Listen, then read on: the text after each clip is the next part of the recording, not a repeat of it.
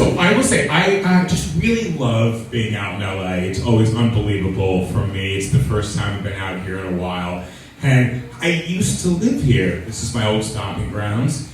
And every time I came in when I was younger, my grandparents were they lived in Sherman Oaks. So every time I came in through Burbank Airport. Right? Genuinely love Bob Hope Airport. It's my absolute favorite fucking airport in the world. Truly, because when you have to walk, it's the most confident airport I've ever been in.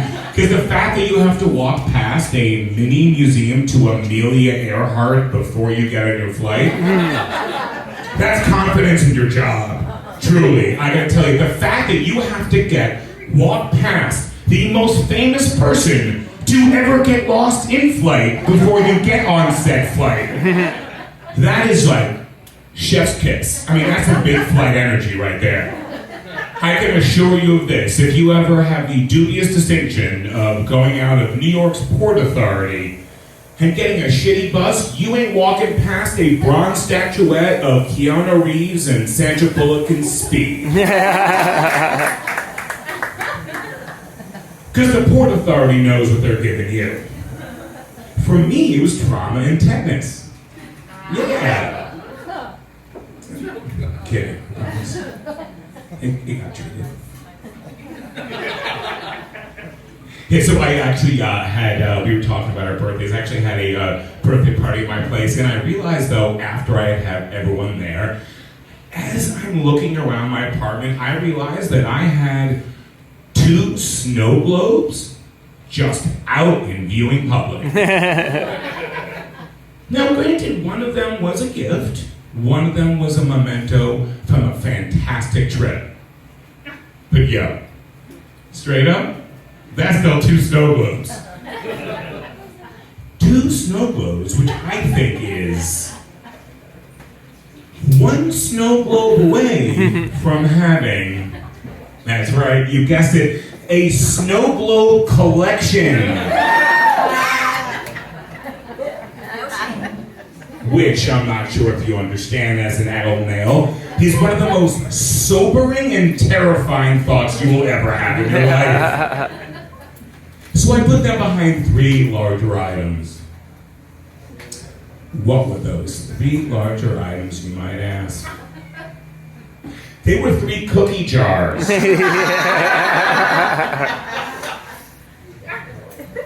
Now, granted, one is Babe Ruth, one Spider-Man, representing, and then one is a dragon egg from Game of Thrones, because hey, honestly, everybody likes to feel like they're Khaleesi sometimes, right?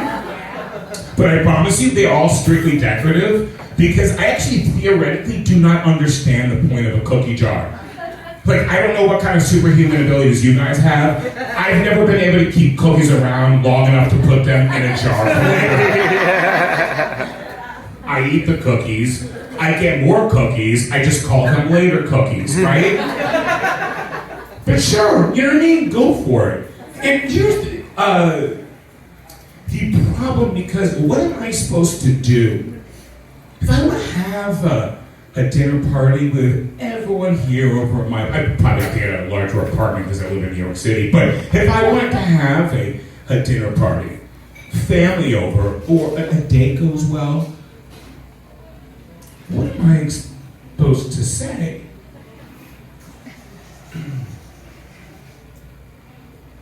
I don't know if this is too forward. I don't know what you're doing later, but you want to maybe come back to my place and we could get a nightcap?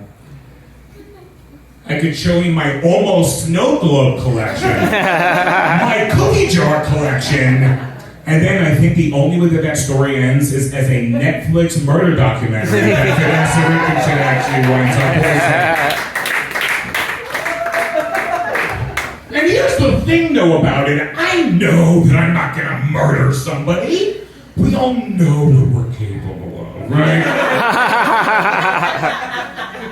We're not going to do it. Right? But I still know that I would not murder somebody. But if this was like an only murders in the building situation, and I was just like breaking this down and looking at the facts, I'd be like, yeah, fuck. I definitely did it. Like, I know I didn't do it, but honestly, facts are the facts right now.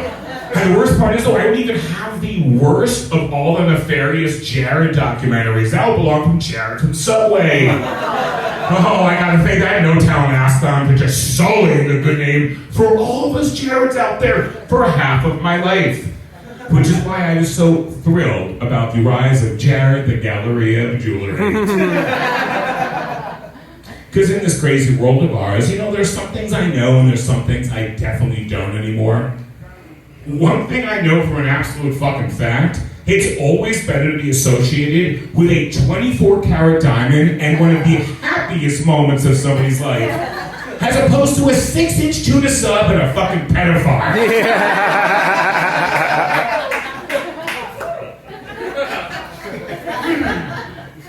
We're just getting warmed up here.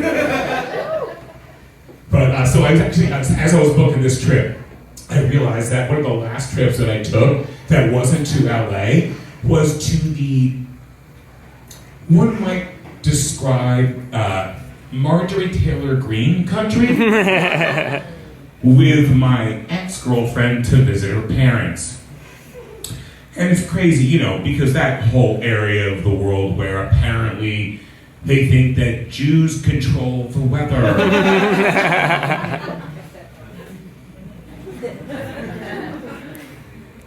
Which is really ridiculous. Because how could I control the weather and the media at the same time? That's like so much responsibility just put on my plate out of nowhere. I'm just like worried about getting places on time, and now I'm the Jewish Illuminati? No. Hey, the reason I bring up this preamble to the Jewstitution, I guess, is because of the fact that every time my ex's parents introduced me to somebody new, they would introduce me as their daughter's boyfriend, Jared, ...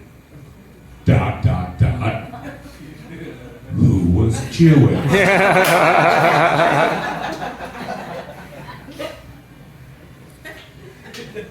And I was never quite sure. Were they warning them about my Judaism? Or were they reminding me about my religion? I mean, what happened, like, they were warning them, like I went to the bathroom and all of a sudden her father was just like,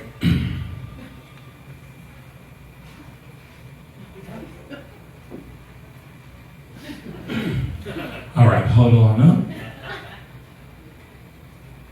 We got a Jew in the clubhouse. I repeat, we have a Jew in the clubhouse. Don't let any of our secrets out. All right, ready, break. Or were they reminding me about my religion? I don't know about anyone here. I've never looked at religion like it was my car keys or my wallet. Like,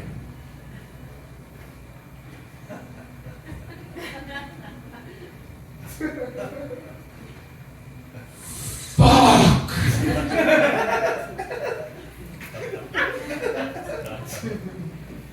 Has anyone seen my Judaism anywhere?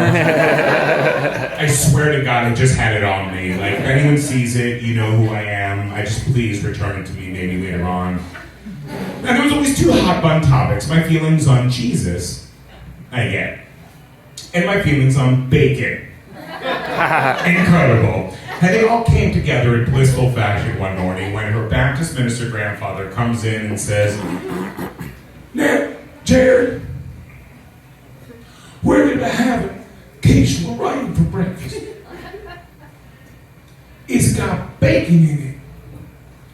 Now, I know your people don't eat bacon, but do you?" Which, is sort of a weird question, but I think at the end of the day, what he was trying to get to was like, on a scale of like 1 to Moses, how Jewy am I? Right? And then I guess on like a concurrent but separate sort of bell graph, what sweet or salty delicious treat it would take for me to cheat on thousands of years of my ancestors. To which I think he was very surprised, but I immediately said, "Oh, I love bacon. I eat bacon all the time, sir. I literally have, when I go to a buffet, I have a second plate just for the bacon. Like, I'm committed to the cause." And he goes, "Oh, well, I guess it's a good thing your people don't believe in hell."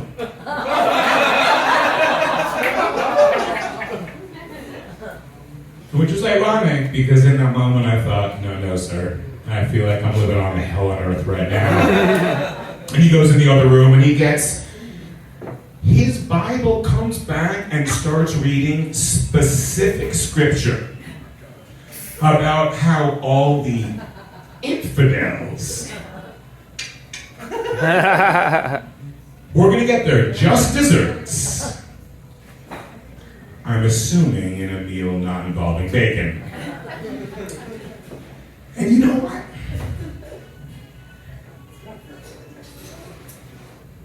I realize, I understand what he was saying. I mean, what he was really saying was that I wasn't good enough to have a meal in his home because I'm Jewish.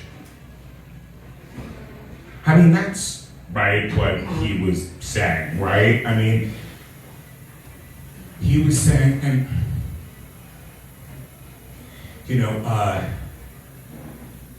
he was saying essentially that myself, my parents, my grandparents, everyone who actually sacrificed so that I could be here right now, telling this story on this microphone. He was saying that I wasn't good enough to be there because of that. And over the last couple of years, what I realized a lot, even more so though, was that I'm not asking you to Anne Frank me. You know what I mean? Like, I'm very well aware I'm way too big to fit in like a crawl space, an attic, you know what I mean, on your floorboard. I'm not gonna walk in and be like, yeah, hide me, and then some SS officer comes in and is like, you do know there is a large smiling Jew in your floorboard, right? I don't know why, but you're coming with us.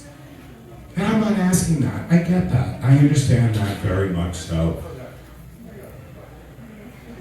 And after all that, after everything he said to me, what I was thinking about, the one thing that I couldn't stop thinking about,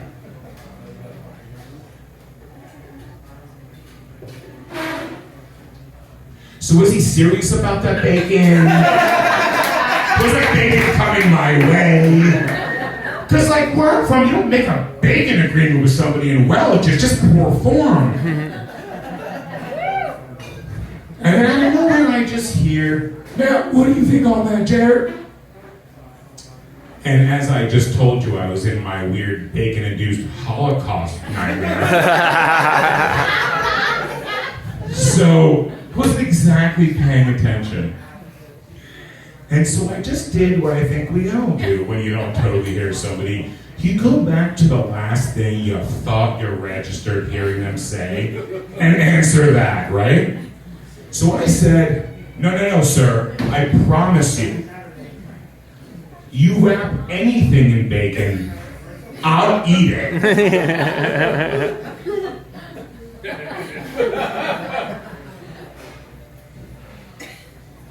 Turns out, that's when he was talking about Jesus Christ.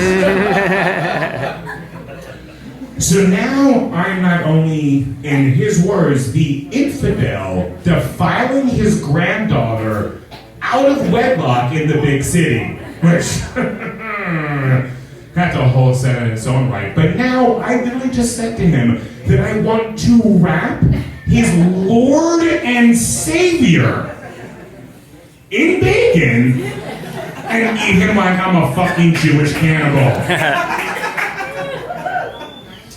And he goes, no, he looks at me more shocked. He looked at me like he was Mel Gibson. He wanted me to put him in a fucking rose garden, you know what I mean? He was just like, oh, I don't know what to think on that, Jared.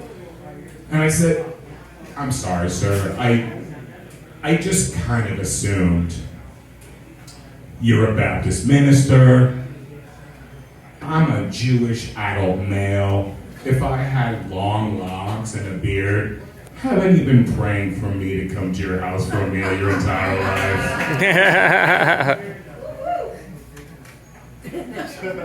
Spoiler alert about that woo-woo, though. I never got that quiche and I never got invited back again.